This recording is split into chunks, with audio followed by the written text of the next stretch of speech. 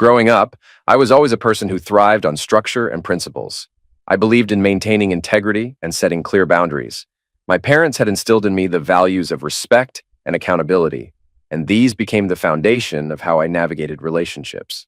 I carried those lessons into my adult life, always striving to be the steady anchor for those around me.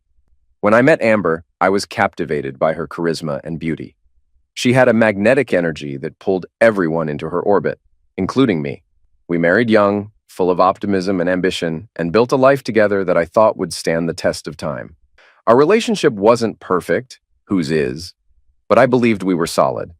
Over the years, we faced the ups and downs of raising two daughters, managing careers, and balancing the chaos of family life. I was proud of the life we'd built and the values I'd worked to pass on to our children.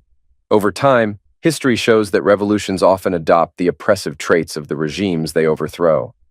This concept resonates profoundly, and while I never imagined myself as a tyrant, the perception of villainy is rarely self-recognized.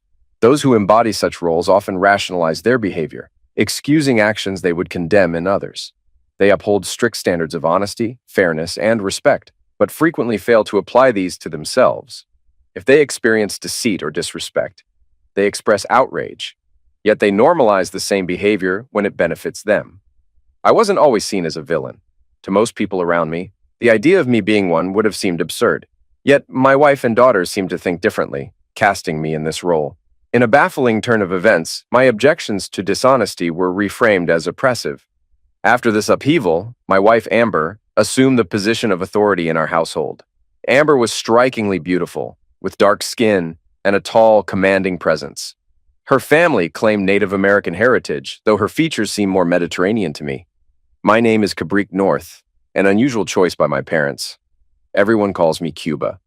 Together, Amber and I had two daughters, Daisy, 15, and Toby, 13. The first signs of my supposed tyranny emerged one Saturday night as we lay in bed. Amber had just worn herself out in a passionate moment and turned to me with her luminous brown eyes. She asked if she could join some colleagues at a lodge the following weekend for a scrapbooking retreat. I wasn't entirely thrilled, as I had hoped to take the girls to a spring training baseball game, but I hadn't mentioned it yet. Still, I agreed, encouraging her to enjoy herself. After all, she'd wanted to organize our family photos for some time. Amber returned from the weekend beaming with pride. She'd created 3 albums of family memories, artfully decorated with her own flair. She showed them to me, and I admired her work before moving on. Initially, this was a once-a-month activity. However, within 6 months, her scrapbooking weekends doubled, and after a year, they became weekly. I didn't think much of it until one day, Bianca, one of Amber's colleagues, stopped me at the grocery store. She casually asked why I never joined Amber for their outings. Surprised, I explained that scrapbooking wasn't my interest, and I had never been invited. Bianca gave me a curious look and clarified that their meetings mostly revolved around drinking and dancing, with scrapbooking being a rare activity. She mentioned her husband, Jeremy, often accompanied her and suggested I join as well.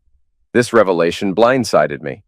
I had no clue Amber's weekends had evolved into social gatherings of a very different nature. I'd never checked her scrapbooks because I had no interest in them, so the truth went unnoticed. That evening I headed home, determined to confront Amber. When I arrived, Amber wasn't there, but Daisy approached me with a request.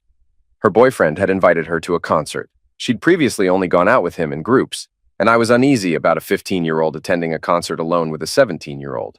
I repeated a long-standing rule: no solo dates until she was old enough to drive. Predictably, Daisy became furious, calling me a tyrant before storming off. For the first time, I began to see how I was being perceived within my family. Later that evening, Amber returned home, and I addressed the situation. I mentioned my conversation with Bianca and the surprise revelation about drinking and dancing. Amber flushed red, her demeanor shifting to defensiveness. She claimed she had intended to invite me, though the omission seemed suspicious.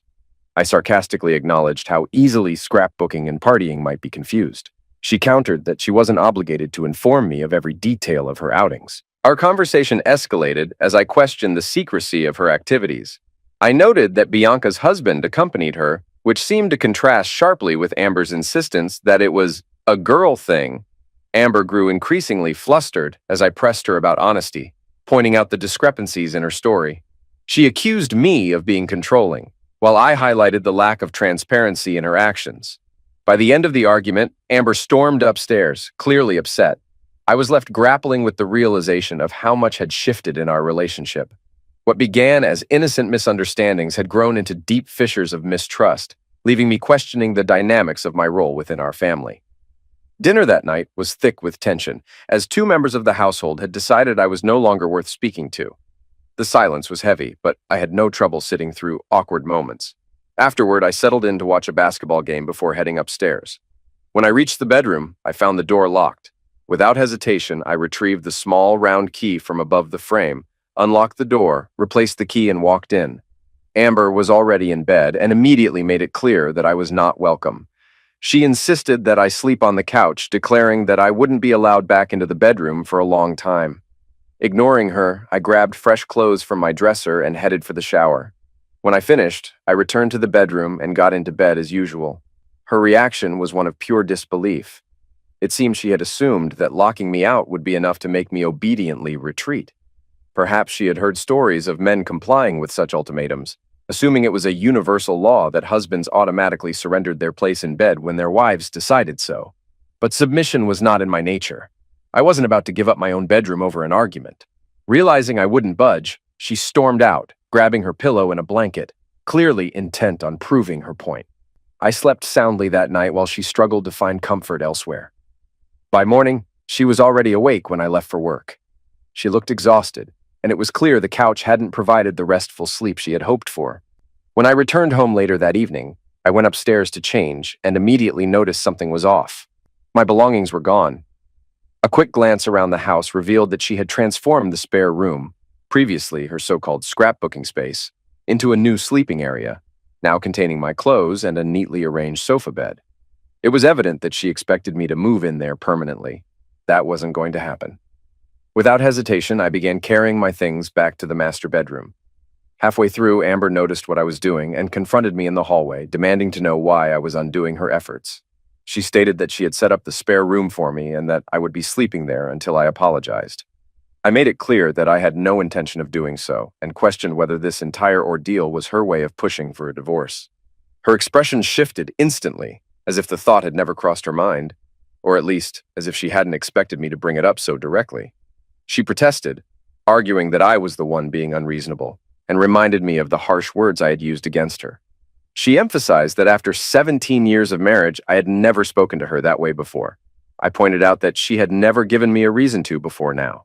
As the argument escalated, she insisted that she didn't want a divorce. What she wanted, she claimed, was for her husband to treat her with respect, not speak to her as if she were a misbehaving child. I countered that respect had to be earned and that deception, regardless of the technicalities, was not a trait that warranted it. The conversation turned toward Daisy's concert, with Amber suddenly shifting focus, questioning why I had forbidden our daughter from attending. I corrected her, clarifying that I had never outright said she couldn't go, only that she couldn't attend alone with her boyfriend. The rule had always been that she could go out with him as long as she was in a group. Amber had helped establish this rule, yet now she had unilaterally decided to change it. She admitted that she had gone ahead and told Daisy she could go. That was the final straw. I informed her that I would be speaking to a lawyer on Monday. She followed me downstairs shouting, but I had already checked out of the conversation. I turned on the game and ignored the ongoing outburst. Eventually, she stormed off, though I didn't care where she went. Later that night, Daisy walked past me with a smug, victorious expression, clearly satisfied with how things had played out in her favor. That would have to be addressed, but for the moment, I let it go. Meanwhile, Toby, having been informed of my apparent tyranny, had also decided I wasn't worth talking to. I was perfectly fine with the silence. The weekend was mine. On Saturday, I went fishing. On Sunday, I attended a boat show. At some point, Amber seemed to accept that her attempt at forcing me out had failed. She officially moved into the spare bedroom, leaving me to enjoy the extra space in bed. On Monday, I took the day off and met with my lawyer. Being a business owner allowed me that luxury. I instructed him to begin divorce proceedings, and he assured me the paperwork would be delivered by the following Monday. Before heading home, I also purchased a ticket to the very concert Daisy had used as her battleground for rebellion. By the end of the week, I had taken all the necessary steps to separate finances and prepare for the inevitable next phase of my life. For the first time in a long while, things were finally moving in the right direction. By Friday, the household divide was clear. Toby's orchestra had a concert, but since she still refused to acknowledge my existence, I decided to skip it entirely and go see a movie I had been wanting to watch. By the time I returned home around midnight, Amber still hadn't come back either. The girls had locked themselves away in their rooms, leaving me with nothing but my video games for company before I finally called it a night. The next evening, Daisy prepared to leave for another concert, the one I knew she had planned to attend with her boyfriend. I let her go ahead and followed about 10 minutes later, making sure to find them in the audience. I checked her ticket number and took a seat directly behind them. The music was what one might expect from a high school performance, but I came prepared. With my phone and headphones, I was entertained enough.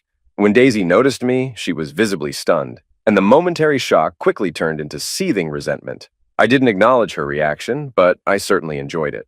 At some point, she and her boyfriend decided to leave their seats, likely attempting to salvage the night. I followed, keeping just enough distance to remain within sight. I suspected their evening didn't turn out as enjoyable as they had hoped. Once the concert ended, I returned home to what I anticipated would be a hostile reception. The following morning, I wasn't surprised to find 3 angry women waiting for me in the kitchen, ready for confrontation. Fortunately, I had no need to go through that part of the house. Instead, I took the route through the laundry room and slipped into the garage, bypassing their setup entirely. Golf was on my schedule, and I had no intention of entertaining their theatrics. After finishing my round, I spent the rest of the day at a tool sale and finally bought the impact wrench I had been eyeing for a while. When I arrived home, I could hear them reacting to my return, undoubtedly preparing for another attempt at cornering me. But before they could orchestrate anything, I had already locked myself in the bedroom, securing the door with a chair under the handle, just in case they had figured out how to use the backup key. The knocking and shouting started soon after, but my noise-canceling headphones proved to be the best investment I had ever made. Monday morning, I made sure to leave for work before anyone else was awake. By the time I returned at 4:30 in the afternoon, they were waiting, clearly set on making sure I didn't evade them this time. Instead of avoiding them, I casually grabbed a Mountain Dew and settled in the living room. They hovered around me like persistent gnats, but I paid them no mind. If they wanted a villain, I was happy to play the part. In their eyes, I had committed unforgivable sins. I had ruined Daisy's date, skipped Toby's concert, and deeply offended Amber.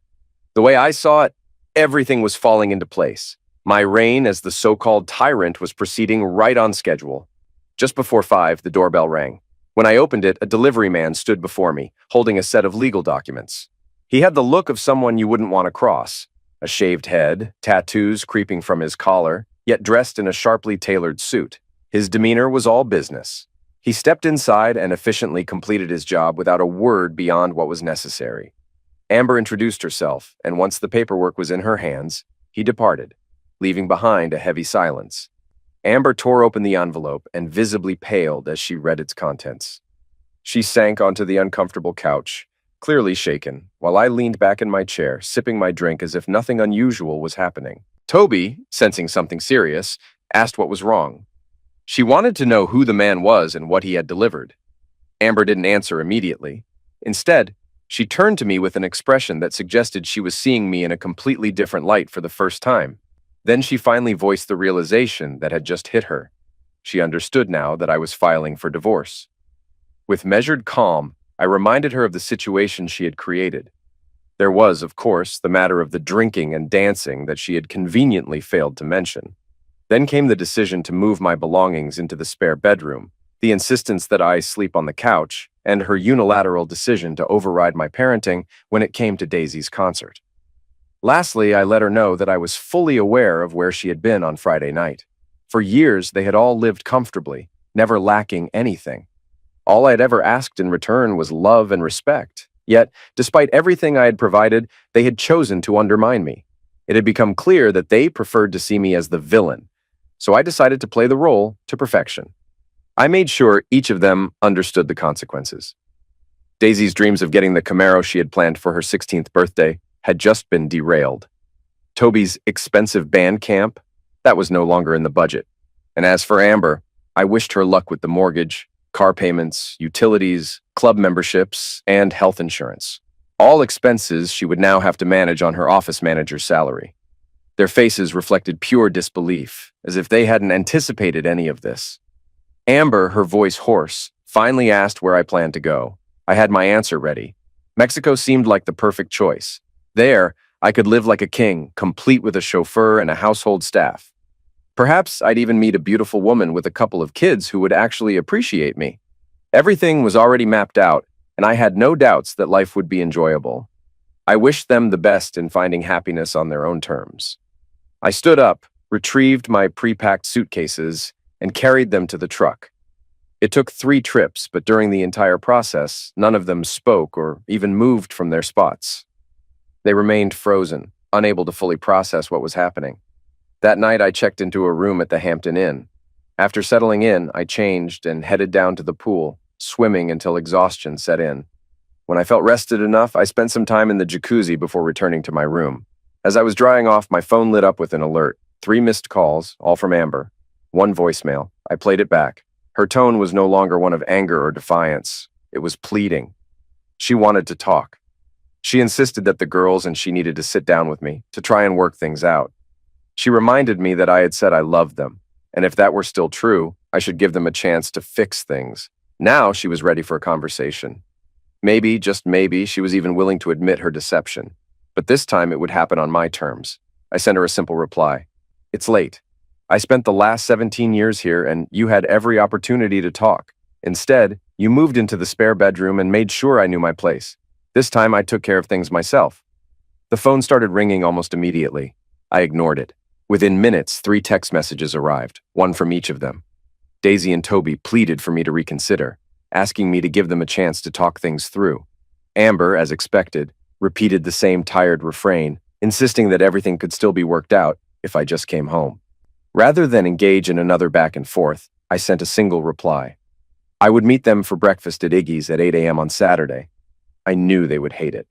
Sleeping in until noon was their sacred Saturday ritual, and this would force them out of bed far earlier than they liked. If I was going to be cast as the villain, I had no problem embracing the role. They had found plenty of ways to inconvenience me over the last few weeks. It was time to return the favor. That week was consumed with work. Selling a business was no small feat, and the final stages required endless meetings and an avalanche of paperwork.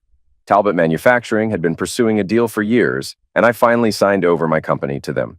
The moment the transaction was complete, the money was transferred into my offshore account in Boca del Rio. The plan was real. I was going to Mexico.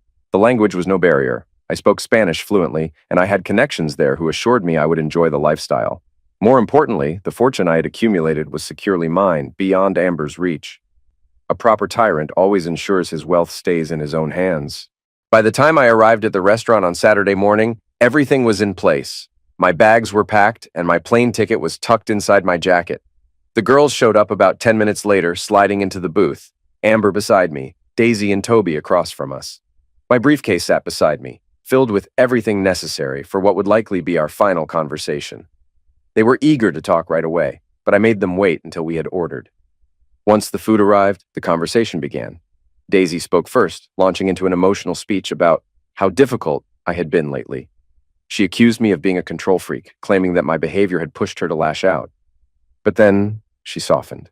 She admitted that she respected me, appreciated everything I had done for them, and just wanted the freedom to make her own choices. Toby quickly echoed her sister's sentiments. She apologized for shutting me out, explaining that she and Daisy were growing up and needed more independence. Despite their frustrations, they still loved me. I acknowledged their apologies with a polite nod, but it was clear they weren't the ones who needed to answer for anything. Amber was next. Her words came carefully at first. She admitted that she should have been upfront about the so-called bachelorette parties. She dismissed them as harmless fun, claiming she never thought I would be interested in what they entailed. Her attempt at an apology was carefully measured, but I was done playing along. I told her it was too late. She looked confused, demanding to know what I meant. That's when I opened the briefcase and pulled out the photos. The images were sharp, crystal clear, undeniable evidence of what those so-called harmless nights had really been about. The photos showed Amber and 2 of her friends at a private gathering, caught in acts that shattered any illusion of innocence. For her, it may have seemed inconsequential, but unless she had the ability to guarantee that no consequences existed, medical or otherwise, it certainly wasn't harmless for me.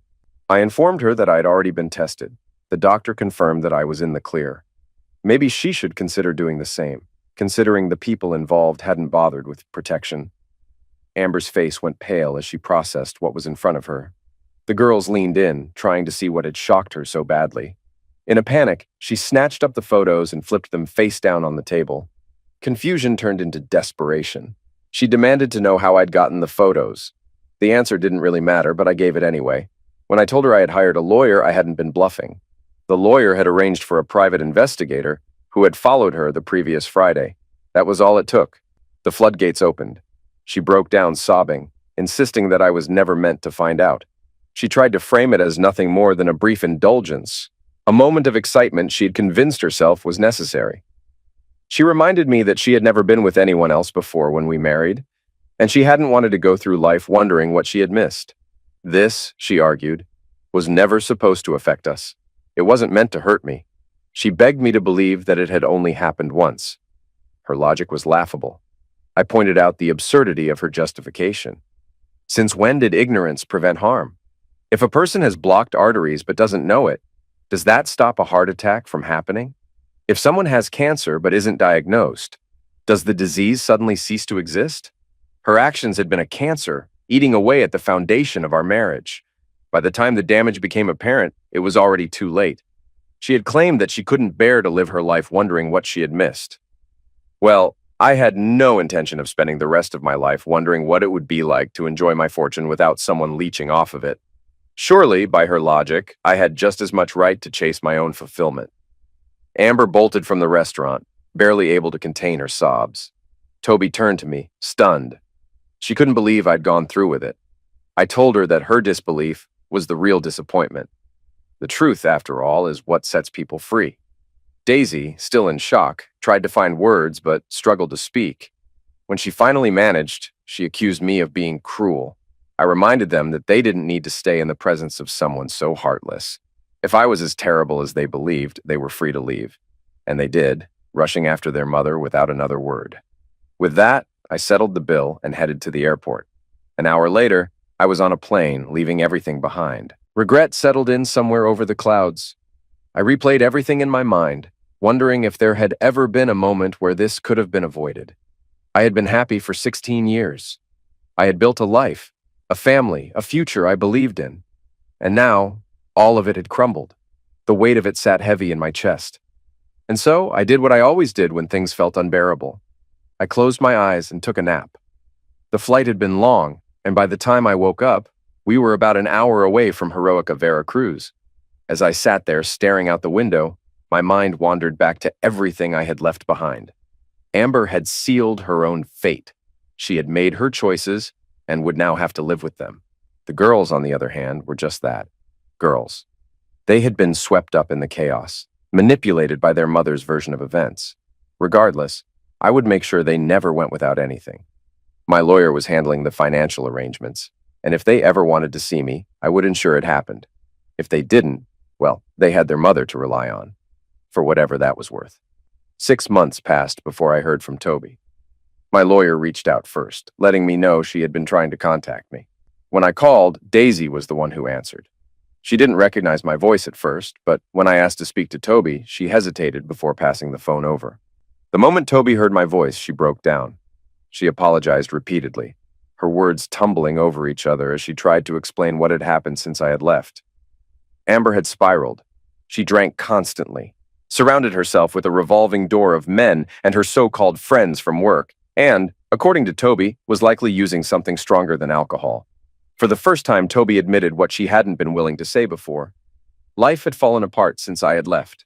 She acknowledged that she had let herself be convinced that I was the villain, that she had gone along with the narrative Amber spun. Now she could see how wrong she had been. She begged me to tell her that I still loved her, that I hadn't written her off completely. Of course, I still loved her. That was never in question. But there were limits to what I could do. Going back was out of the question. If I stepped foot near Amber, she'd probably have me arrested just for existing in her presence. Toby's response was immediate. She wanted to leave. She wanted to come to me. She barely saw her mother anymore, and when she did, the encounters were bitter and full of resentment. She insisted that Amber hated her, though I tried to reassure her that wasn't true.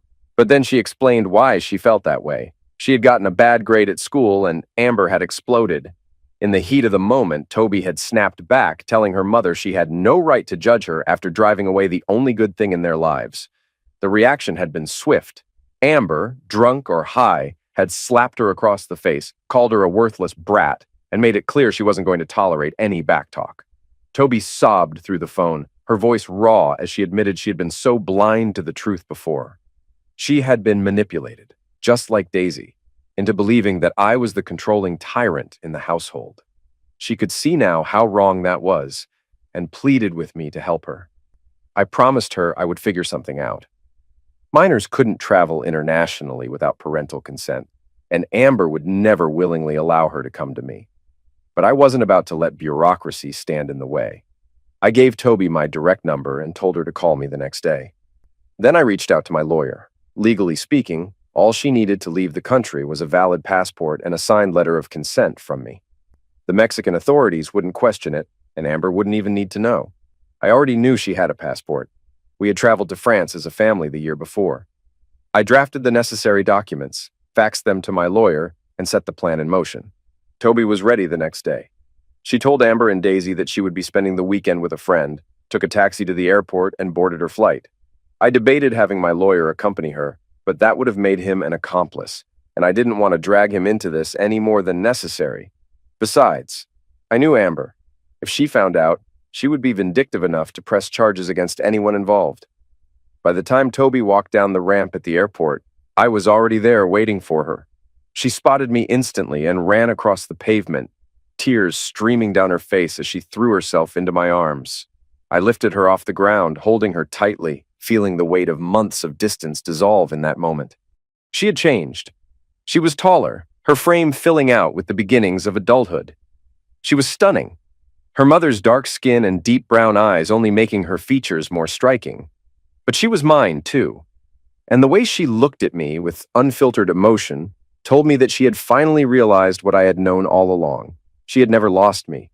She studied me, taking in the slight weight loss, the tan, the overall change in my demeanor. I had adapted to my new life, and it showed, but none of that mattered to her. She clung to me, whispering that she had missed me, that she had been so afraid I wouldn't want her back. That had never been in question. We walked to the car together, her hand in mine. When we arrived home, I showed her her new room, and she loved it. That night, we stayed up talking until nearly 2 a.m, catching up on everything we had missed. She told me about the mess her life had become, and I filled her in on what mine had turned into. When she admitted that she wanted to stay with me permanently, my chest tightened. For the first time in months, I felt like something had truly gone right. In Mexico, disappearing was easier. Amber had no way of knowing where I was, and as long as I stayed out of trouble, no one could force me to be found. Not that I thought she'd even try. Before we left, Toby had written her mother a letter explaining her decision. After that, silence.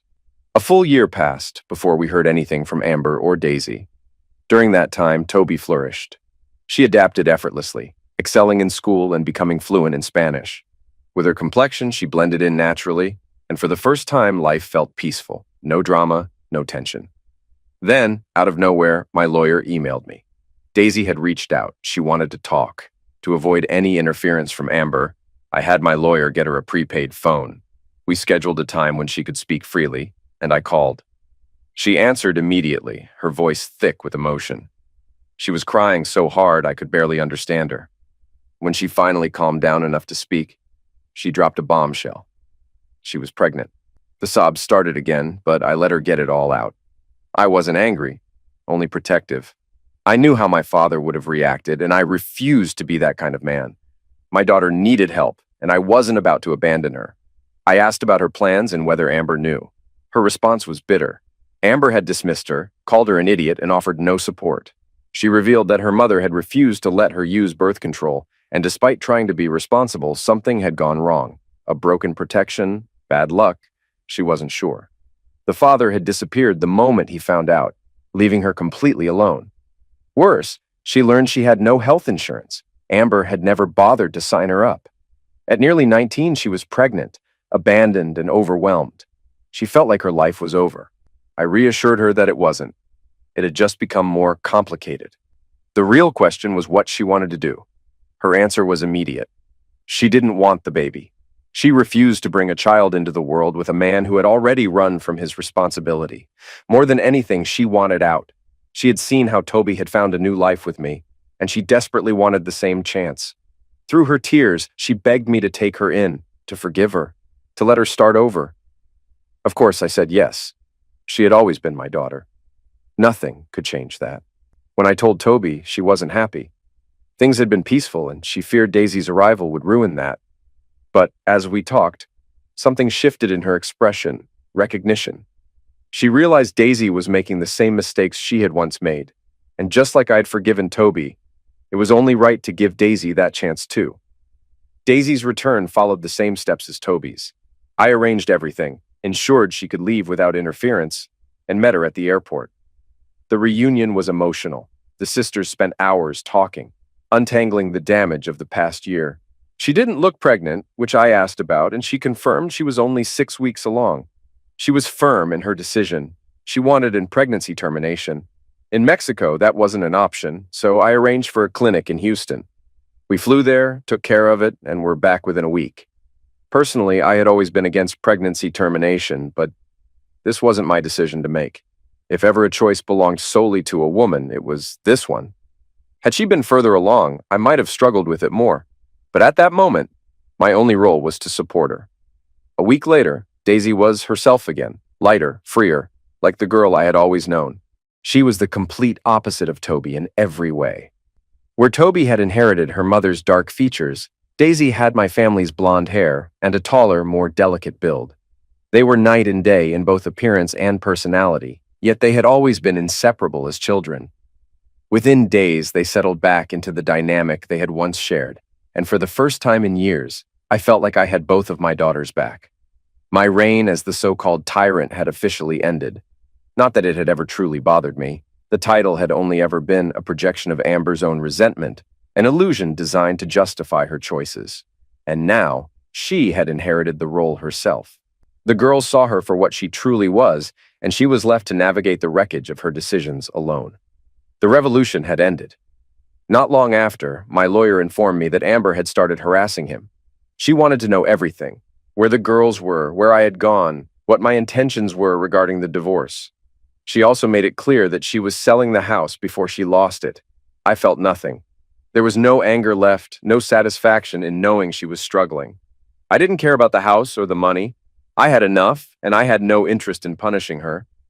Some battles are simply no longer worth fighting. There comes a point in life when exhaustion replaces resentment, when the desire to move forward outweighs the need for revenge. I had reached that point. Amber could do whatever she wanted. I was done looking back. Amber wanted to reconnect with me, with the girls, with the past she had shattered. Despite everything, I never doubted she had once loved our daughters. Whether that love still existed in its pure form or had been warped by years of manipulation, I wasn't sure. Now that they were no longer tools she could use to hurt me, I hoped they might find a way to rebuild something with her. At first, the girls had no interest in speaking to her. They ignored her letters, which my lawyer forwarded to us, and refused to acknowledge her attempts to reach out. She wrote to me as well, but I tossed every letter straight into the trash. I fought the urge to dig them back out, knowing that reading them would only lead to self-inflicted torment. It took 4 letters before I finally admitted to myself that I was spiraling, and I instructed the girls to handle all future mail, disposing of anything from Amber without telling me. Life had been good. I had my daughters, and they were thriving. They showed me more love than ever, took care of me in small ways, and made it clear that they valued my presence. I dated casually, even had a few steady arrangements, and felt content for the first time in years. But Amber didn't stop. The letters kept coming. First monthly, then weekly, until she wore them down. Eventually, they sat me down for a conversation. They had made a decision. They wanted to call her. I had no objections. Whatever relationship they chose to have with their mother was entirely up to them. But they wanted me to listen in, to be there as a silent observer. I had no interest in hearing Amber's voice again, but they begged, insisting it was just this once, to ensure she wasn't trying to manipulate them through some backdoor legal scheme. Reluctantly, I agreed, on the condition that they never asked me to do it again. The call was set for Thursday evening. They blocked the number so Amber couldn't trace it and put the phone on speaker. Surprisingly, they seemed comfortable talking to her. which meant her letters must have done some damage control. She apologized profusely, explaining that she had spent time in rehab and therapy. I hadn't known that, but I supposed I would have if I had ever read her letters. Then came the real request. She wanted to see them. She begged them to visit. Toby shut her down immediately. She wasn't willing to take that risk. Amber pressed, desperate, but Daisy backed her sister up. They didn't trust her. They feared she might manipulate them, try to force them to stay, or do something drastic. When Amber broke down in sobs, neither of them wavered. She admitted she deserved their doubt. She blamed herself entirely, acknowledging the destruction she had caused. It pained her to hear their distrust, but she accepted that she had earned it. If they wouldn't come to her, she asked if she could come to them. She just wanted to see them. Just once. Toby didn't hesitate. No. She reminded Amber that she had made her choice long ago. The damage had already been done. They didn't want her to know where they were. They didn't trust her. The conversation should have ended there, but Amber kept pleading, insisting she had changed. She claimed she would do anything, sign any paper, make any promise, if it meant they would just give her one chance. I grabbed a notepad, scribbled a message, and passed it to Daisy. Tell her to sign the divorce papers. Give me full custody and give up any financial claims. Daisy read it, nodded, and showed it to Toby, who agreed. Then she relayed the terms. To my surprise, Amber accepted immediately. She admitted she needed time to save enough for travel, but if the house sold before foreclosure, she could come sooner.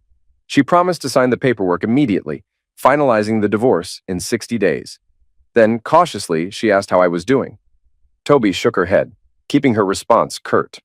I was fine, and they weren't allowed to talk about me with her. Amber hesitated, then asked them to pass along a message. She had written to me, but didn't know if I had read any of it. She wanted me to know she was sorry, that she still loved me, that she would do anything to make things right. Daisy's response was blunt. She doubted I wanted to hear anything from her. Then, as if some old part of her had briefly resurfaced, Daisy let her guard down and said something she immediately regretted. Something about how different things could have been if Amber had changed her mind before throwing everything away. On the other end of the call, Amber screamed. Daisy flinched, instantly backtracking, apologizing in a way that felt forced. The tension was thick. To diffuse it, she quickly set boundaries, agreeing that they would call on the second and fourth Friday of each month at 6 in the evening. That was the most she was willing to offer. Amber, her voice trembling, accepted. She told them it meant the world to her, that she was working on rebuilding her life, trying to move forward. She had a new job now, something about cable television. But none of it mattered. For the first time, Amber wasn't in control of the narrative. She had lost the power she once held over them. They set the terms. They dictated how and when she could be part of their lives. And for someone who had spent years manipulating every situation to her advantage, that must have been unbearable. The conversation dragged on, meaningless and dull. I stopped listening as they exchanged updates for over an hour. When they were finally done, the girls came to my side, hugging me tightly. They had grown so much, and I couldn't quite grasp how time had slipped away. It felt good, being free from the weight of control, no longer playing the role of a tyrant. Now I could simply be their father, take them to dinner, and enjoy a quiet evening on the beach. Amber planned to visit in 6 months, but I refused to let her near our home. The girls suggested Heroica, Veracruz, but even that felt too close. Tampico was the compromise. We drove along the coast, laughing like old times. Well, the girls did. I might have laughed once, but it didn't feel right for a man my age, so I stopped. We rented a beachfront apartment, unsure of what to expect from her arrival. I had no intention of leaving the girls alone with her, let alone sharing a space. But there was no other choice. When she finally arrived, I stayed outside, sunbathing on the balcony, while they talked behind closed doors for hours. It wasn't my concern. When she stepped out, she leaned against the railing, watching me. She expected words, but I had nothing left to say. She spoke about punishment, about forgiveness, about the past. She tried to remind me of who she once was, the woman I had fallen for, the one I had married. But that woman no longer existed. She had destroyed her. Tears streaked her face as she insisted that the girls had forgiven her and questioned why I couldn't do the same. But it wasn't that simple. She had lied, betrayed, and kept deceiving me until the truth became undeniable. And when I finally confronted her, she had painted me as the villain, turning the girls against me while she indulged in her own selfish escape. Even now, she still expected something from me. some form of absolution that I couldn't give. She mentioned letters I had never read, claiming she had changed, that she wanted to be in my life again, not as a wife, but as something, anything. A co-parent, a friend, maybe more. She just wanted to be near the girls, near me. But trust had long since died, and I knew better than to believe in her promises. She had sold the house, taken the money, and decided to stay. If I tried to push her away, she said she wouldn't leave, but I made one thing clear. If she interfered in our lives, I would disappear, and she would never see us again. Still, she begged for a chance. Not for romance, not even for redemption, just a role in the girls' lives. She admitted her mistakes, her regrets, and asked for a shred of mercy. But I felt nothing. Amber had no real answer, just a vague excuse about falling in with the wrong people. She convinced herself that none of it mattered, that she still loved me, that her actions wouldn't affect us. Looking back, she couldn't understand why she had believed those lies. Alcohol, substances, recklessness, it had all spiraled out of control. She asked me what, exactly, I couldn't forgive. The drinking, the pills, the infidelity. None of that was the real problem. It was the deception. If she had been honest, if she had told me she was restless, that she wanted more excitement, even that she wanted to be with other people, I might have struggled with it, but at least I would have known the truth. Instead, she had lied.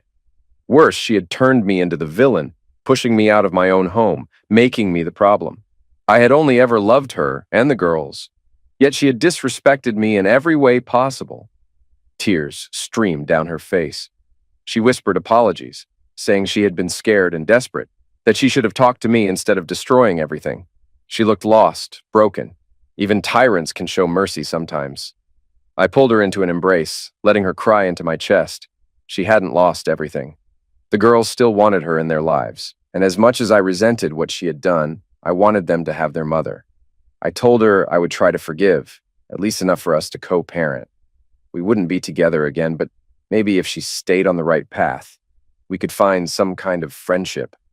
She wanted to stay, to move closer if I allowed it. I told her we'd see how the weekend went. If things went well, she could come home with us and stay until she found her own place. She promised to be good, to make it work. And she tried. The girls were thrilled. We spent days exploring Tampico, laughing and reconnecting. Amber stayed out late but always returned in the morning, just in time for breakfast and another day together. By Monday, she arrived at our place with a dozen bags, stuffing them into the back of our Escalade. On the drive home, we sang and joked, the girls helping Amber with her Spanish. She wasn't fluent, but she had picked up enough from being with me to get by. We had a rule: English at home, Spanish outside, and while it was tough for her at first, she adapted quickly. 3 days later, she asked me to help her find an apartment. It wasn't easy. As a foreigner, it was safer to live in areas with other expats where crime and police attention were more predictable. We spent weeks searching. The girls asked if she could stay with us permanently, but I shut that idea down immediately. They didn't argue. By her 4th week, she had settled in. That night, after the girls went to bed, I stayed up at the computer, mindlessly scrolling when I felt someone behind me. 2 familiar arms wrapped around my neck, the scent unmistakable. Soft warmth pressed against my back, her bare skin, her body leaning into me. She whispered a teasing remark about what I was watching, but I barely processed it. Turning in my chair, I froze. She wore one of my old shirts, knotted at her waist, lacy pink underwear beneath. No bra. I swallowed hard, my throat suddenly dry. Amber had always been breathtaking, and she knew exactly what she was doing. And I knew exactly what she wanted. Amber moved closer, cupping my face in her hands. She insisted there were no games this time, just raw desire. She hadn't been with anyone in a long time, and she knew I hadn't either. There was no reason to resist. We weren't married, and nothing was stopping us. She wanted me, and she knew I wanted her. She promised to make it worth my while. I hesitated, calling it baggage, but she dismissed the idea. To her, it was simple. Just 2 people with history, mutual attraction, and an undeniable need. She let her shirt fall open, revealing exactly what she was offering. It had been too long, and she knew she had me. I carried her to my bedroom, and we gave in. It felt like something I had been starving for, and she must have felt the same. After, she curled into me, whispering that she wanted more. Often. She wasn't trying to trap me, she swore. No plans, no strings. Just something between us. I reminded her that we had agreed on no expectations, just clarity. She panicked for a moment, desperate for me to believe that she wasn't trying to manipulate the situation. She just needed me, I reassured her. We were just talking, making sure we weren't slipping into old illusions. She accepted it, admitting she wanted more, but understood it was impossible. If we could at least be friends, that would be enough. Friends who shared this when they needed it. I warned her not to hold on to false hope. She was beautiful, the best lover I'd ever had, but I couldn't see a future with her. No matter how much she swore she had changed, I had already fallen for that woman once, and she had destroyed everything. I would always be waiting for her to do it again. I wasn't willing to risk rebuilding my life just to watch it collapse. We both needed to move forward, not live in the past. She understood. She regretted everything, but knew we couldn't undo it. Still, we could be lifelong friends, co-parents. And until we found something real with someone else, we could have this. I agreed, but reminded her that the girls couldn't know. They wouldn't approve, and if they thought she was manipulating me, it would only push them away. She asked to stay the night. We set an early alarm, and before dawn, she kissed me deeply before slipping out of my room. For 2 weeks, she came to me after the girls were asleep, our chemistry as intense as ever. When she moved into her own place, nothing changed. She kept coming back, at least twice a week. She started a moped rental business, catering to tourists, and it thrived. The girls worked for her after school and on weekends, their relationship slowly healing. They told me she occasionally went on dates with American tourists, though it didn't seem serious. The first night she stayed over after I learned about her dating. I reached for a protection. She stopped me, confused. I explained that I was being careful, given her new social life. She laughed, assuring me she hadn't slept with anyone else. If she ever did, she'd let me know. She had learned her lesson the hard way. After I left, she had caught something and had to see a doctor. From then on, if she ever was with someone new, protection would be mandatory. She asked if I had been with anyone. I told her no. She satisfied me too much to bother looking, and besides, I wasn't the type to sleep around. I needed a real connection, and so far no one compared to her. She smiled, admitting she felt the same. No one matched me as a lover. She had been reckless before, but she wasn't making that mistake again. Then she pushed the protection away and pulled me closer. I didn't argue. A year after Amber moved out, I met Drusilla Consuela Chabala Rios. Daisy wanted a horse, and Drusilla was a breeder. Her Andalusians were stunning, black with long, flowing manes. She was just as striking, tall, curvy, and effortlessly elegant, with glossy black hair like the horses she raised. Our first meetings were about horses, but she quickly charmed the girls, and they adored her in return. We met for lunch twice, once at a restaurant, then at her estate when we finalized the purchase. Her English carried a lilting accent, and everything about her, her home, the immaculate stables, the way she carried herself was refined yet warm. I had no interest in horses, but Daisy did, and I cared about Daisy. And soon I found myself caring about Drusilla too. When I asked her to dinner and dancing, I didn't expect her to say yes, but she did. She wasn't wearing a wedding ring, but the faint indentation on her finger told a story. Over dinner, we traded pasts. She spoke of an ex who never gave up his playboy ways, and I told her about Amber. Her husband had been a fool.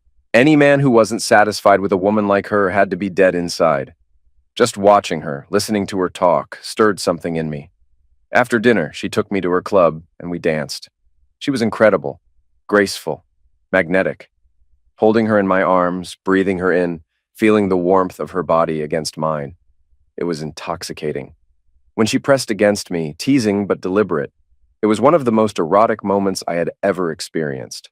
Her dress dipped low, revealing a red lace bra beneath, and when we stepped outside, she kissed me so fiercely that it left me breathless.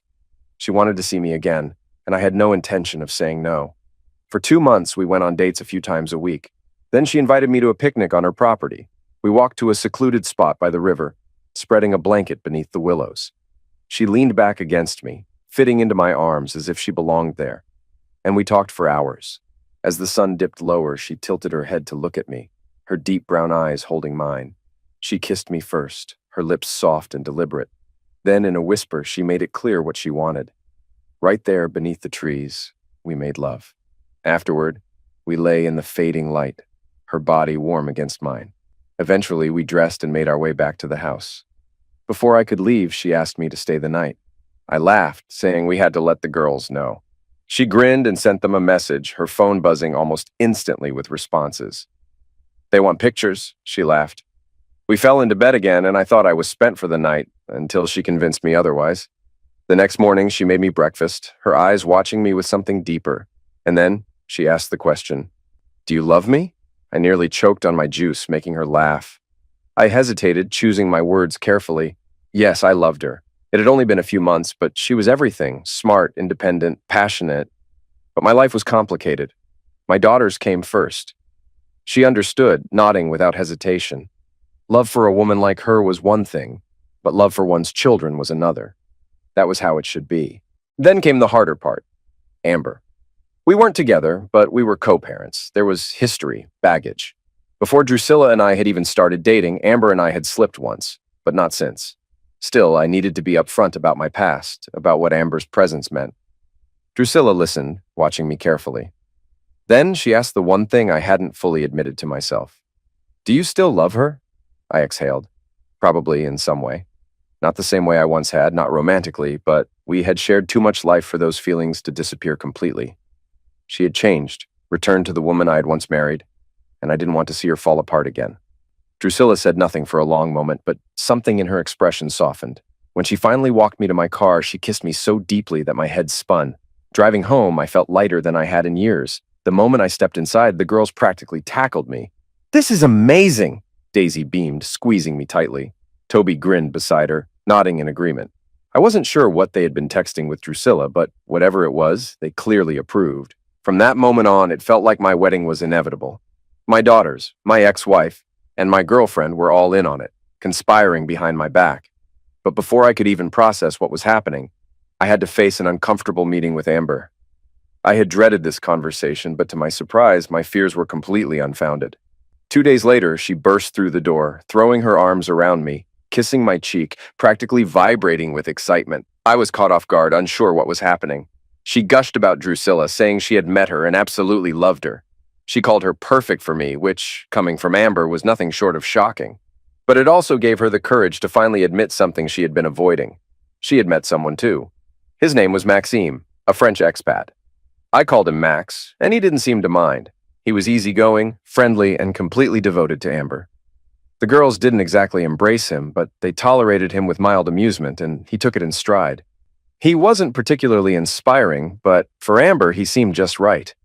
She adored Drusilla, and Max was utterly mesmerized by her.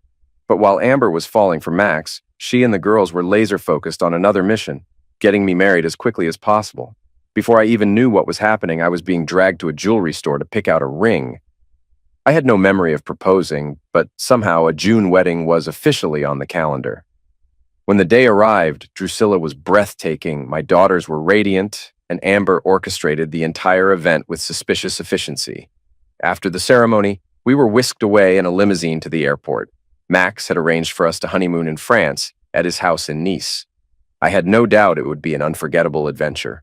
Drusilla was everything: passionate, fiery. But as I boarded that plane, I realized something else. There was a new tyrant in my life, and I was perfectly happy to surrender.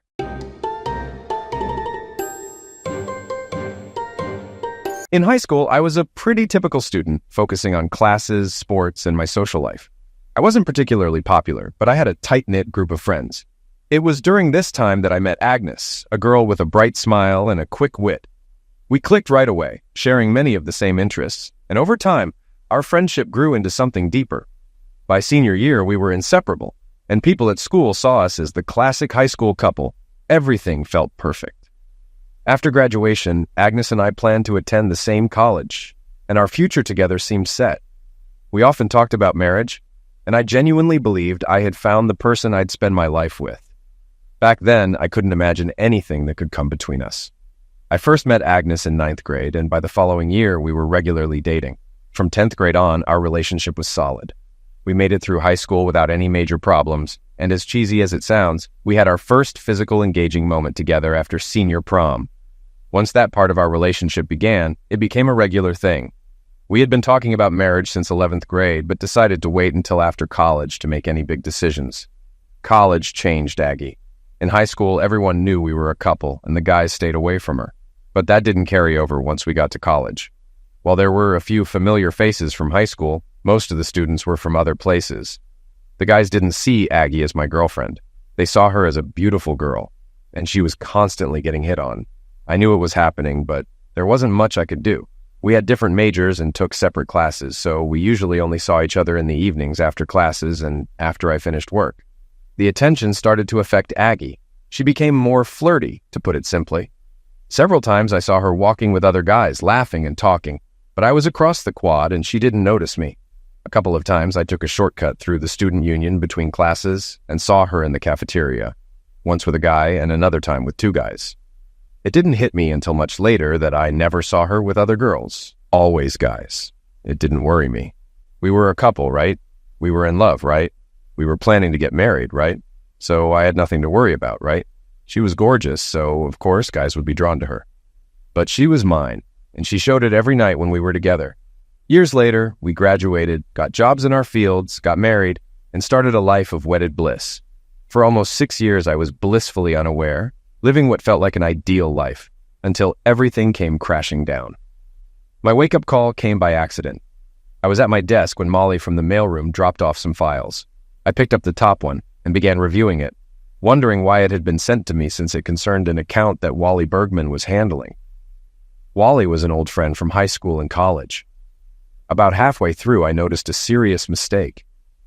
A quick mental calculation showed that the projections were off by nearly $3 million. I reached for my calculator to verify the numbers when Wally rushed into my office, asking if I had seen the file. "I need to make copies and present this to the Apex people in half an hour," Wally said, clearly stressed. "I have it right here," I replied. Not sure why it ended up with me, but I looked it over. "You might not want to present this to Apex," I added, showing him the mistake. His face turned white. "Jesus, Rob, this could have cost me my job. I need to fix this right away," Wally muttered as he grabbed the file and hurried out. It was a Thursday, and Aggie always worked late on Thursdays to prepare payroll for Friday. So, like usual, I went to Bud's bar after work for a half-pound burger and a couple of beers before heading home. I had just finished my meal and was on my second beer when Wally walked in, saw me, and joined me at my booth. He ordered a beer and told the waitress, "Put his tab on me. It's the least I can do after he saved my job today." I shrugged. "No complaints here, Wally." We talked about work for a bit, just the usual stuff. But then Wally shifted the conversation to something personal. "I've got to ask you something, Rob," he said, leaning in. "It's none of my business, but you're a nice guy, and I really like you. Why do you put up with Aggie's nonsense?" I blinked, confused. "I don't know what you mean, Wally." "Why do you let her cheat on you?" he asked bluntly. I stared at him, stunned. "What are you talking about, Wally?" He looked at me and seemed to realize something. His face dropped. "Oh, God, you didn't know?" he mumbled. He started to get up, but I grabbed his arm and pulled him back down. "No way, Wally. You can't drop a bomb like that and run." "Sit down and explain," I demanded. "I don't know what to say, Rob," he stammered, visibly uncomfortable. "Just say it, Wally. Tell me," I insisted. "I thought you knew, Rob. I mean, it's been, 10 years and you didn't know?" Wally looked at me in disbelief. "My God, Rob, how could you not know?" "Know what, Wally?" I asked, my voice low and steady. That Aggie is a round-heeled promiscuous," Wally whispered, looking ashamed. I just stared at him, too shocked to respond. Wally looked at me with regret in his eyes. "I'm sorry, Rob. I wish I hadn't said anything." "But you did, Wally," I said, shaking off the shock. "So now you need to finish. How do you know?" "How long have you known?" "I've known since our senior year of high school," Wally admitted. "And I know because I'm one of the guys who slept with her." I was floored, but I needed more answers. "Start from the beginning, Wally, and don't leave anything out." "Please, don't leave anything out," I urged again. The story that unfolded was shocking to me. Not just the details, but the fact that it had been happening for over 10 years without me ever having a clue. 2 weeks after the senior prom, Wally went over to his cousin George's house. As usual, he walked in and headed straight for George's bedroom, expecting him to be on the computer. But George wasn't on the computer. "He was on and in, Aggie," Wally stated bluntly. Wally stood there watching, and both Aggie and George saw him. Since neither of them told him to leave, he undressed and waited for his turn.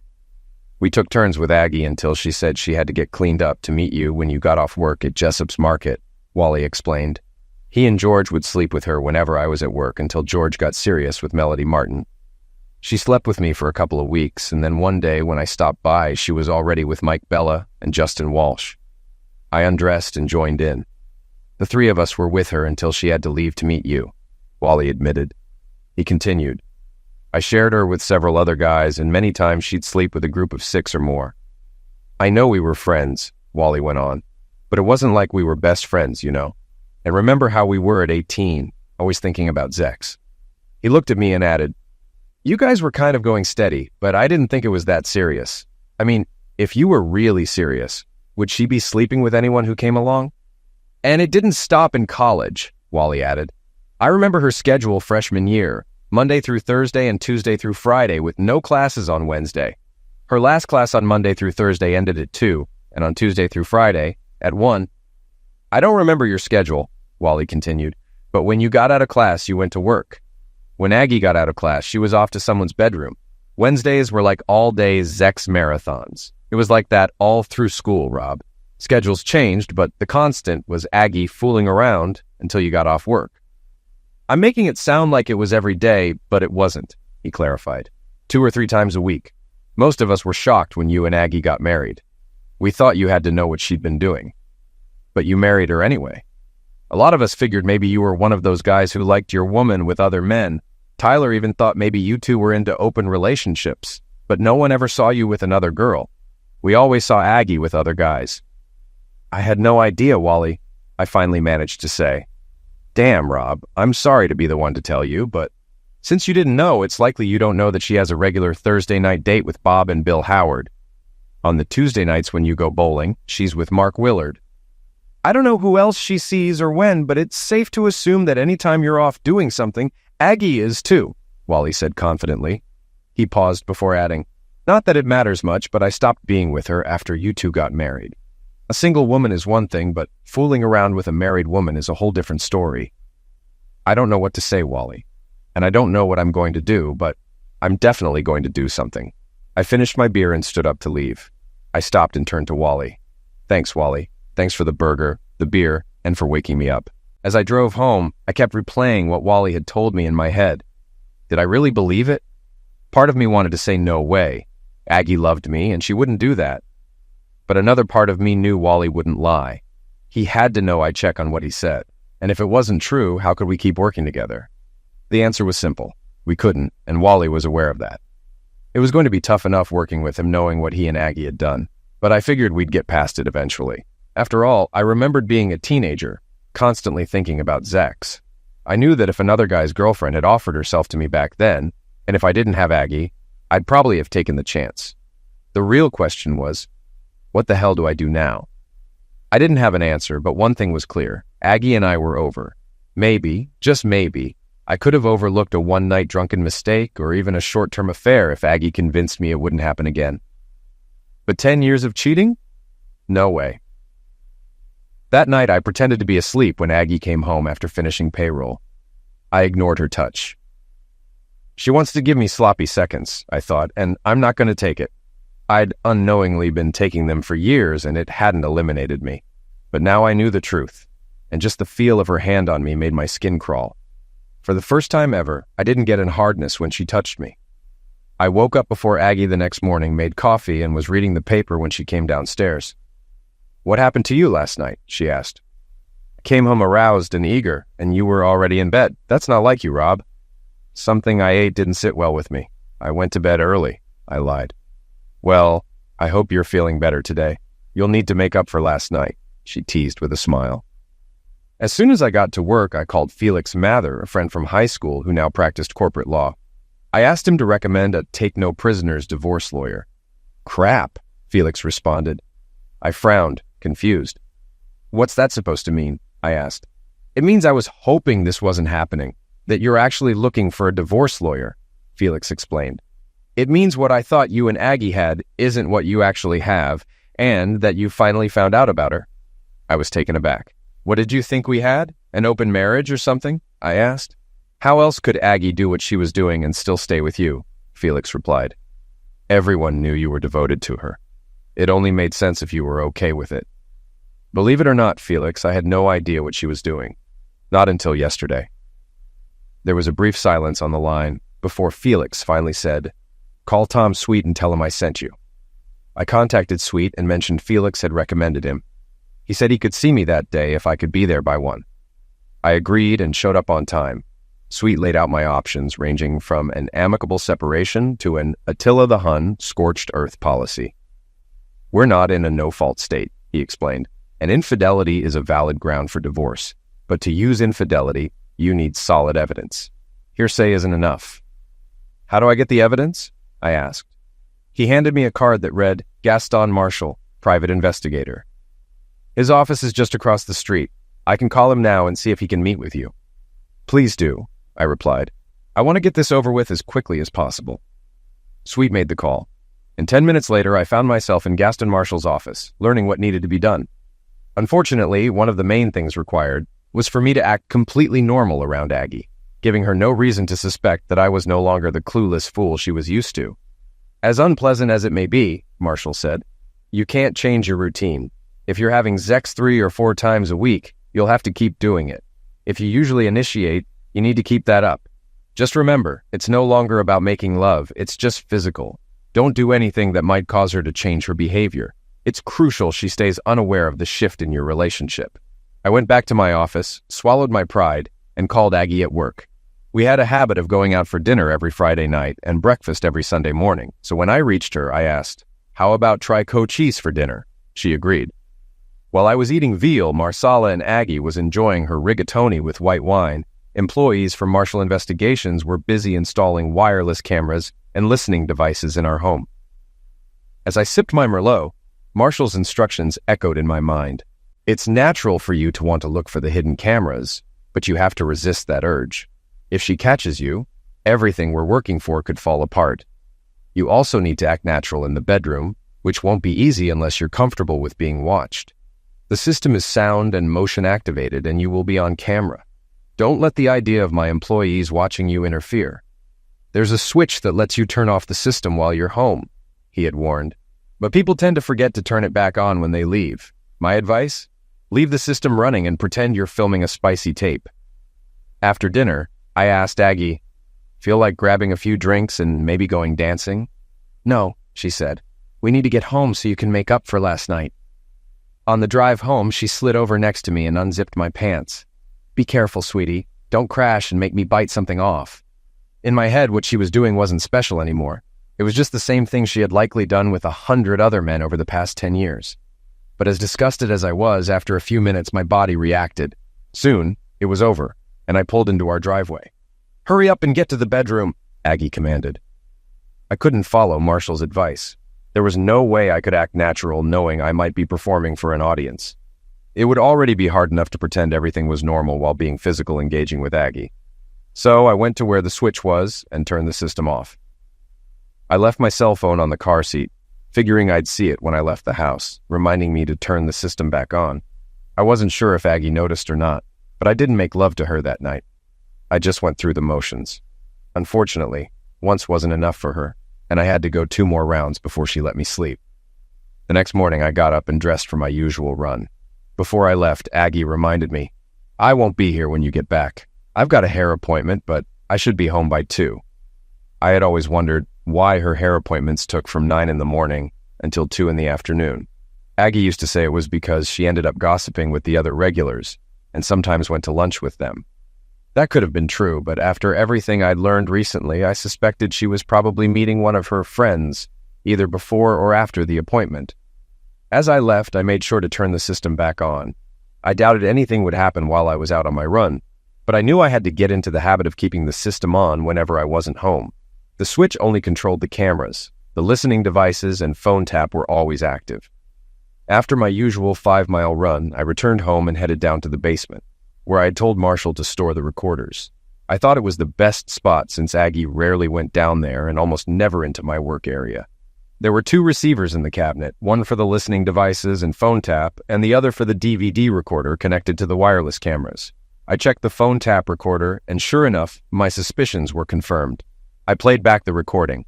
"Hello?" Aggie's voice. "Good morning, lover. Are we still on for today?"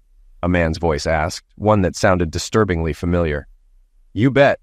The wife took the kids to the zoo, so we have until 6 tonight, Aggie replied. You know I can't stay that long. I need to be home by 2. Any later, and Rob might start asking questions. He's already wondered why I don't get home until 2. Then skip the hair appointment and come over so we can make it happen, the man suggested. Yeah, sure, Aggie responded. And what do I tell Rob when he asks why my hair isn't done after being gone so long? I want more time with you, baby, but we'll have to settle for what we can get. As I listened, my blood ran cold. I recognized the man's voice. It was my cousin, Lou. Fury surged through me as I went back upstairs, wondering how many of my other relatives Aggie had been with, or was still seeing.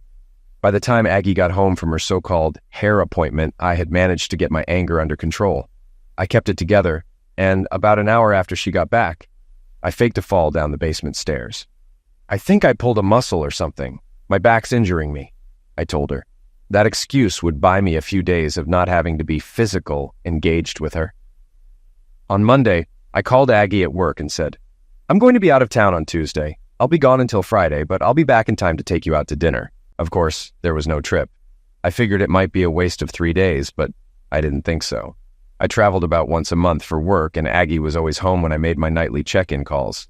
Since I called at random times, anywhere between 7 and 10, I doubted she waited for my calls before heading out. If she was cheating as much as I suspected, she was probably doing it in our bed while I was talking to her. That was my hope, anyway. If the cameras caught her, I'd have the undeniable proof my lawyer needed for the divorce. That evening, Aggie tried to initiate. I need something to hold me over for the 3 nights you'll be gone, she said. Yeah, right, I thought, but I told her, my back still hurts too much. On Tuesday morning, Aggie kissed me goodbye, suitcase in hand, as I headed out for my supposed business trip. I drove to work, put in most of the day, and then left at 3 p.m., parking a block away from the house. With my laptop in hand, I accessed the software Marshall had installed and started listening to the phone tap. Hello? Aggie's voice came through. Hey, Zexy Hunk, it's me, she said playfully. What's up? A man responded. Hubby just left on a 3-day trip. You ready to spend 3 fun-filled nights with me? Aggie asked. Does a duck walk barefoot on the beach? He joked. I'll take that as a yes, she replied. You call Tony, I've got to get to work, but I'll be home by 6. See you then. I shut down my laptop and called Tom Sweet. Have the papers ready to serve by Thursday, I instructed him, and explained how I wanted them delivered. That will cost more than the usual fee, Sweet cautioned. I don't care, I replied. I left the neighborhood, drove to the other side of town, and checked into a motel. It had a restaurant and bar next door, so I settled in for my 3-day stay. The bar was a country western joint, with a jukebox full of great dance songs. Just my kind of place. Every night I went there, and every night a few unattached women seemed unwilling to let me sit alone while the music played. The first night, a beautiful redhead came up to me and said, Come on, sugar, they're playing our song, as she grabbed my hand, pulling me off the bar stool and onto the dance floor. As we started to waltz, she said, Don't get the wrong idea, sugar. I'm not on the prowl. I just love to dance, and you were sitting there. Her name was Rhonda, and after the dance, she invited me to join her and her friends, Laura and Shelby, at their table. I spent the rest of the evening dancing with them. We're here 2 or 3 nights a week, Rhonda said as I was leaving. Then I'll probably see you again, I replied, feeling the best I had in days. The next afternoon at 3 p.m., I was parked a block away from the house again, watching the footage from the wireless cameras of the previous night.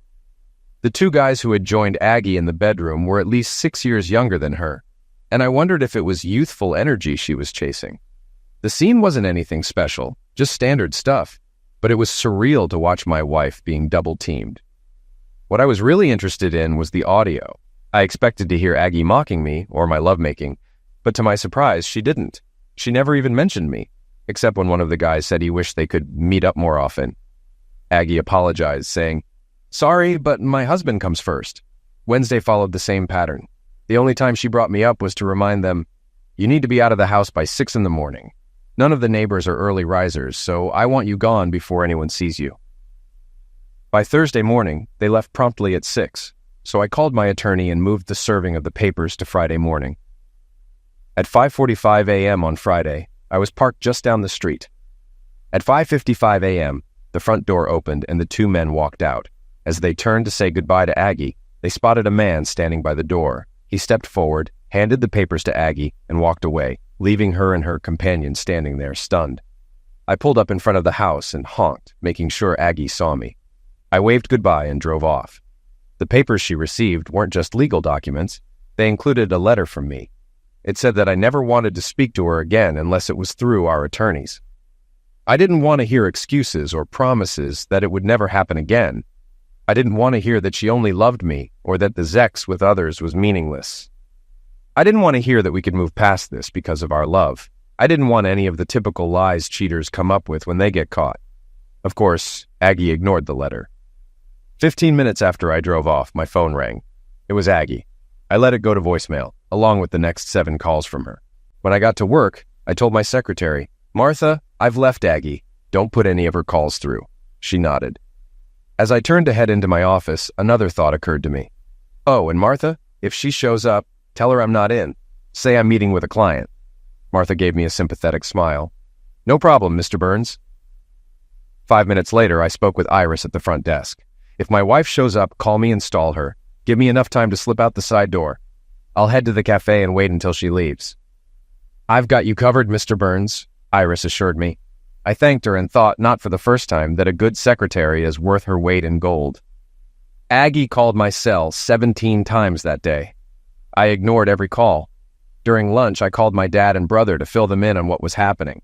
I asked my dad to tell Mom and to do his best to keep her from pushing me to work things out with Aggie. "I'll talk to her," Dad said, "but you know how your mother feels about Aggie. It's going to be tough." I sighed. My mom had always seen Aggie as the daughter she never had. At the end of the workday, I still had plenty to do. And since I didn't have to rush home, I decided to stay late and catch up. Around 5 p.m., Martha came by to let me know she was leaving. "I'll see you tomorrow, Mr. Burns," she said, then added, "By the way, your wife called 5 times before noon. Each time I told her you'd instructed me not to put her through. I think she finally got the message. She hasn't called since." I thanked her and kept working until about 7 p.m. When I reached the lobby, Iris was gone and Hank, our night watchman, was sitting at the reception desk. "Big night out with the missus?" Hank asked. "Why would you think that?"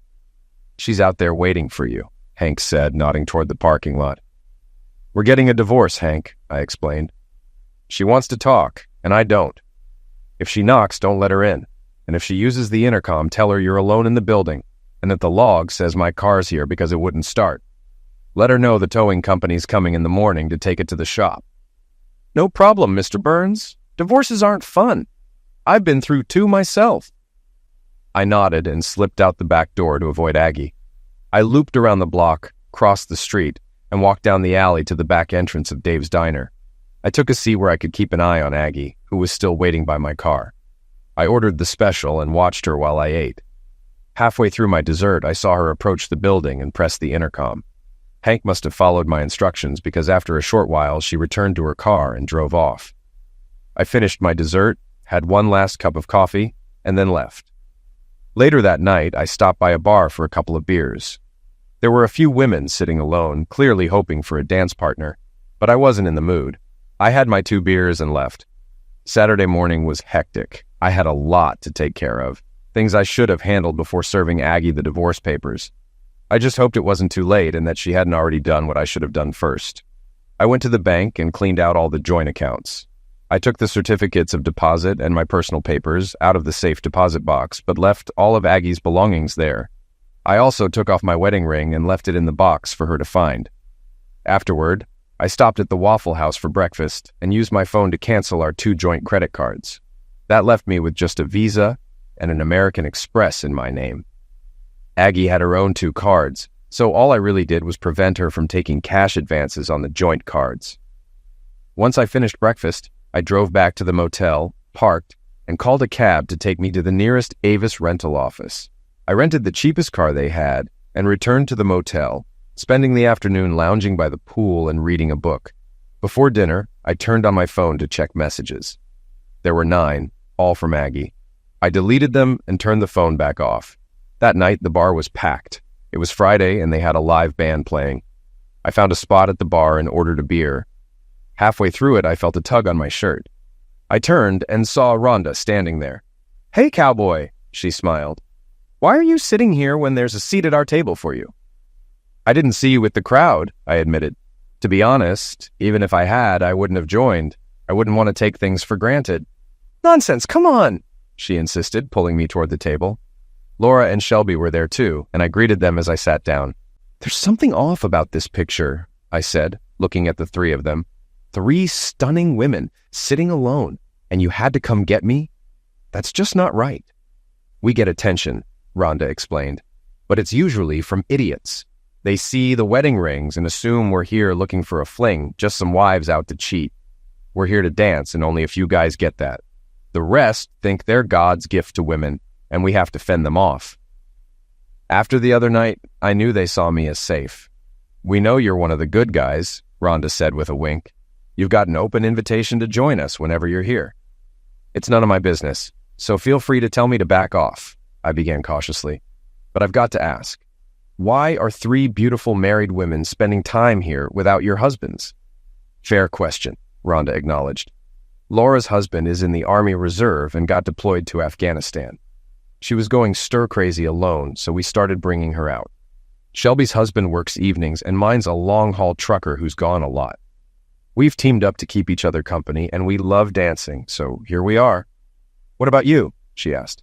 I noticed you had a ring last time, but it's gone now. I served my wife with divorce papers yesterday morning, I said simply. I left the ring for her to find. Does that mean you're free to hunt? Laura asked. Not at all, I said quickly. The divorce is for infidelity, and I'm not about to do anything she could use against me in court. Good, Laura said with a grin. We've got a safe dance partner. I spent the rest of the evening dancing with Rhonda, Laura, and Shelby, sharing them with the occasional guy they agreed to dance with. When the bar closed, I went back to the motel in a surprisingly good mood for the first time in days. Sunday was quiet, spent by the pool with a book. On Monday, I drove the rental car to work, hoping Aggie wouldn't see my car and would think I was still out of town, keeping her away. Throughout the week, I got between 6 and 10 calls a day from her, which I ignored. Twice, she called from numbers I didn't recognize. And when I answered and heard her voice, I immediately hung up. Every night after dinner, I stopped by the bar for a beer or two. Rhonda, Laura, and Shelby were there on Wednesday and Friday, and I joined them for dancing, until 10 on Wednesday and until closing on Friday. By Saturday, I figured Aggie would realize I wasn't going to talk to her, so I returned the rental and drove my car to work on Monday. That turned out to be a mistake. Monday afternoon, when I came out of the building, I saw that Aggie was parked right next to my car. As soon as she saw me, she got out and stood by my driver's side door. We need to talk, Rob, she said. When I reached my car, I ignored her, but she moved to block the door. Come on, Rob, you need to let me explain, she insisted. I pushed her aside and she stumbled but didn't fall. By the time she regained her balance, I was already in the car. I rolled down the window and said, You need to go back and read the letter that came with the divorce papers. Aggie, I will not speak to you unless my attorney is present. And even then, it will only be about the divorce. I don't want a divorce, Rob, and I don't want you to do this, she pleaded. Aggie, it's over. Accept it, because I'm not changing my mind. I rolled the window up and drove away, leaving her standing there. On Tuesday, it became clear that Aggie wasn't going to accept my refusal to talk. When I walked to my car after work, 2 guys approached me and grabbed my arms. I recognized them as the same 2 who had been with Aggie in our bedroom. One of them said, Don't do anything stupid, old man, and you won't get hurt. Miss Aggie says you're being stubborn, and she wants to talk to you. So we're taking you to her, either the easy way or the hard way. But you're coming with us, old man. I was only 6, maybe 7 years older than those guys. They probably assumed that because I was in a suit and tie carrying a briefcase, I was some soft, older guy. I figured I could take them. They wouldn't expect me to fight back, so I could likely take one out by surprise, and one-on-one, I was confident I could handle the other. Either way, a commotion would draw attention, and their little hijacking plan would fall apart. But then I thought, do I really want to do that? If Aggie was willing to go this far just to get me, what might she try next? If I sent these 2 back to her all roughed up, it could escalate things. So I let them shove me into the car, sitting between them with my briefcase on my lap as they drove me to the house. Inside, Aggie told them, Sit him down in a chair and make sure he stays there. She turned to me and said, We are not getting a divorce. I tried to stand, but the 2 guys pushed me back down, one of them warning, You'll stay put if you know what's good for you. Aggie continued, We're staying married, but there are going to be some changes. I'm sorry you found out about my medical issue, but now that you know, you'll have to deal with it. I love you. Believe it or not, I do, and I'm not letting you go. Medical issue? What medical issue? I asked. I have nymphomania. I've been a nymphomaniac since high school. You triggered it when you took my pureness. That's ridiculous, I said. There are treatments for that. Yes, there are, she replied. I've tried them all. They make me sluggish and stupid, and I won't live like that. Besides, I enjoy being a nympho. I love Zex, and you know that. I barely ever leave you alone. What I do doesn't hurt you. I love you. I spoil you. So what if I share what you can't use? If you could stay hard 24/7, I wouldn't need anyone else. But you can't, and I have needs. So I let others have what's extra. I don't love them. I love you, and I always come home to you. She handed me some papers. Here's how it's going to work. This is a post-nuptial agreement where you agree that I can have as many lovers as I need. If you later decide to leave, you'll get nothing. I stared at her. And what do I get besides a wife who sleeps around? You get the same loving wife you've had for 6 years. You thought our marriage was perfect, even though I was doing this the whole time. The only thing wrong now is your ego. You need to accept that things will continue just as they have. It doesn't mean you're not man enough for me. You're a great lover. You always satisfy me, but you just can't keep up with my needs. I looked her in the eyes. I'll tell you what, Agnes. She hated when I called her that. I'll sign it if you make a few changes. She looked intrigued. What kind of changes? You don't sleep with me on the same days you sleep with others, and we sleep in separate bedrooms. I can't do that, she quickly responded. I need you in bed with me. Why can't you understand that I love you and don't want to lose you?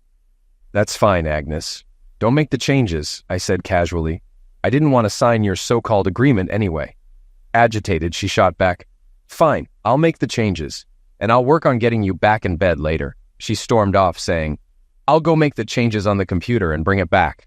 I tried to get up from the chair, but the two guys held me down. I told them, I need to use the bathroom. One of them said, just pee your pants. Miss Aggie said you're staying put until she says otherwise.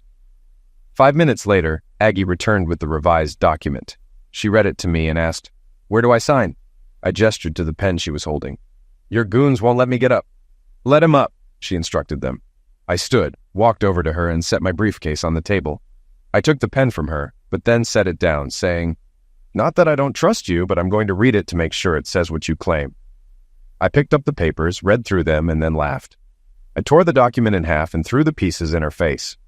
Grabbing my briefcase, I headed for the door. Stop him! Aggie yelled, and the two guys moved to block me. When they got close enough, I swung my briefcase toward the first guy's head. It was a solid strike, and he went down. The second guy was caught off guard, and before he could react, I was on him. I punched him in the mouth, causing him to stumble back. I followed with a hard kick to the groin, and he collapsed. Knowing I needed to keep them down, I went to work, kicking both of them in the lap, ribs, and head until Aggie screamed, Stop it, Rob, or I'll shoot you. I looked over and saw Aggie pointing a Colt at me. Go ahead and shoot, you miserable witch, I said as I pulled out my cell phone. I called emergency and gave my name and address. My wife is pointing a Colt at me and threatening to shoot, I told the operator. They advised me to stay calm and said a patrol car was on the way. I hung up and said, Thanks, Agnes. This will make the divorce a lot easier with you in jail. She snapped back, That was stupid, Rob. When the police get here, you'll be the one arrested. You came in, saw me with friends, got jealous and attacked them. It'll be your word against ours, 3 against 1, and we're all fully clothed. You'll be arrested for attack. Oh, Agnes, your love for me is really shining through now, I mocked. Don't worry, Rob, she said confidently. I'll bail you out and Barry and Tony won't press charges. It'll all blow over, I replied. Think again, Agnes. Hank saw those 2 idiots pick me up at work, and Joyce next door saw them drag me into the house. My story is that you had me brought here against my will. When I tried to leave, you ordered your lovers to stop me, and they failed. Then you pulled a Colt. I may spend a night in jail, but once my witnesses speak, you'll be the one behind bars. And I won't be paying your bail. I continued. Let's see what we've got here. Hijacking, unlawful detainment, threatening with a firearm, and making false statements to the police. There may be more I'm forgetting, but your best bet, Agnes, is to keep quiet. Aggie didn't listen, and she and her 2 goons lied to the police. I was taken to jail. The next morning, I called Tom Sweet, told him what happened, and asked him to coordinate with Gaston Marshall to get the surveillance tapes. Aggie soon learned she couldn't bail me out because a judge had to set bail, and that wouldn't happen until Monday. Tom had a friend in the DA's office who watched the tapes showing Barry and Tony restraining me while Aggie pointed the Colt and threatened me. The DA also heard her say she'd lie to the police. When Aggie showed up at the courthouse on Monday for my bail hearing, she was arrested. Warrants were issued for Barry and Tony, and they were locked up by nightfall. I refused to bail out Aggie, and her parents couldn't afford it. Her lawyer contacted me, asking if I'd put up the house as security for her bail. I laughed and hung up. I moved back into the house, hired a locksmith to change the locks, and got a protection order against Aggie to keep her away if she got out of jail. She couldn't come within 1,000 feet of me without being arrested again. As good as Aggie might have been in bed, it wasn't worth doing hard time for, and both Barry and Tony cut deals, giving her up. Aggie later claimed she never would have pulled the trigger, that she was just trying to stop me from hurting them. The jury believed she was trying to stop me from going too far, given some of the things she said, specifically her claims of love for me. She was found not guilty of the felony menacing charge, but convicted of unlawful restraint, filing a false police report, and a few minor offenses. The judge gave her 9 months in county jail and 1,000 hours of community service. While she was in jail, the divorce was finalized, and all I lost was 20% of the house's equity. I put the money in her account and went to the bar next to the motel where I had been staying. I was lucky. Rhonda and Shelby were there. I asked them to help me celebrate my first day of freedom. Laura wasn't there because her husband was back from deployment, and they were catching up. "So, why celebrate with us?" Rhonda asked. "I'm taking a shot in the dark," I replied. "I saw the rings on Laura and Shelby, but you're not wearing one. I don't see any tan lines either, so I'm guessing there's no long-haul trucker in your life. Plus, I've always had a thing for redheads." Shelby laughed and said, "You were busted, girl," as I pulled Rhonda off her chair and led her to the dance floor. As I drove away from the scene outside my former home, a sense of finality washed over me. I thought I'd feel more anger, more sadness, but instead, there was an eerie calm, a realization that the hardest part wasn't behind me, but that I was finally facing it. The truth I had ignored for so many years had finally come to light, and while it hurt, there was a strange relief in having nothing more to pretend about. The months that followed the divorce were difficult, but not in the ways I had anticipated. I wasn't crippled by the loss of Aggie. I wasn't haunted by the memories of what we used to be. Instead, what weighed on me were the smaller things, the routines we'd built, the little habits that had defined my daily life. I had grown so used to her being around that I almost didn't know how to function without that shadow hanging over me. Even though our marriage had been a lie for so long, there was a hole where the lie used to be. I went through the motions at first, trying to fill that void. Work was a blessing in those early days. I threw myself into my job with a single-minded focus, taking on projects that would keep me at the office late, leaving me too tired to think about anything else when I got home. But I knew I couldn't hide in work forever. Eventually, the office would close, the lights would go out, and I'd have to face the emptiness waiting for me at home. That's when I realized something important. This was my chance to rebuild. My life was no longer tied to Aggie's whims, her betrayals, or the deceit that had poisoned everything between us. I was free, and I could decide for the first time in years what I wanted that freedom to look like. So, I started small. I redecorated the house room by room. The bedroom, where so much of my disillusionment had played out, was the first to change. New sheets, new furniture, a fresh coat of paint. The bed that had once been a battlefield was now a place of peace. Just for me. I got rid of everything that reminded me of the past, every token of the life Aggie and I had built together, and replaced it with pieces that reflected who I was now. It was liberating, in a way I hadn't expected. I thought that removing the physical reminders of Aggie would be painful, that it would drive home the loss of the relationship. But instead, it felt like shedding a skin that no longer fit. Each item I removed, each corner of the house I reclaimed, made me feel lighter, more in control. This was my home now, just mine. Of course, I couldn't just erase her from my mind. The memories were still there, lurking. Every so often, I'd catch myself thinking about her, wondering if I had missed something, if I could have done something differently. But those thoughts were fleeting, overshadowed by a deeper understanding that the fault wasn't mine alone. I had trusted someone who didn't deserve my trust. I had given my love to someone who had never truly valued it. And that was on her, not me. Rhonda was a constant presence during this time. What started as casual nights out dancing became more frequent, and I found myself drawn to her more than I had anticipated. She was different from Aggie in every possible way. Where Aggie had been all about appearances, Rhonda was refreshingly honest. She had a way of grounding me, reminding me that life wasn't about chasing after the perfect image, but about finding happiness in the simple things.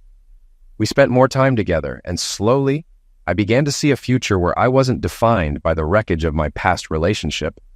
But I wasn't ready to jump into anything serious, not yet. I needed time to heal, to figure out who I was outside of the relationship that had dominated my life for so long. I didn't want to repeat the same mistakes, and Rhonda seemed to understand that. She didn't push, didn't ask for more than I was willing to give. She just was there, and that was enough. As the seasons changed, so did I.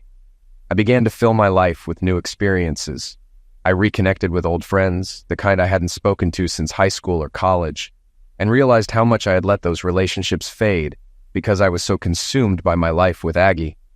I started running again, something I hadn't done in years, and found a new appreciation for the quiet moments it gave me.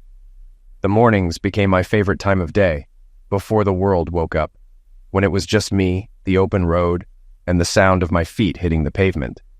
I also discovered new passions, things I never would have explored while I was with Aggie. I took up cooking, something I'd always been terrible at, and slowly, through trial and error, I got better.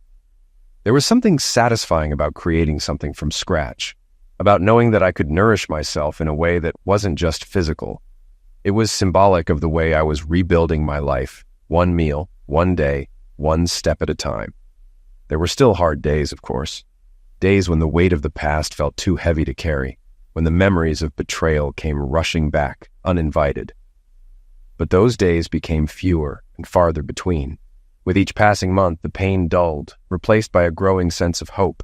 Hope that I could build something better for myself, that I could find happiness again, not in the way I had before, but in a way that was truer, more authentic. Rhonda and I continued to see each other, and over time, something deeper began to form between us.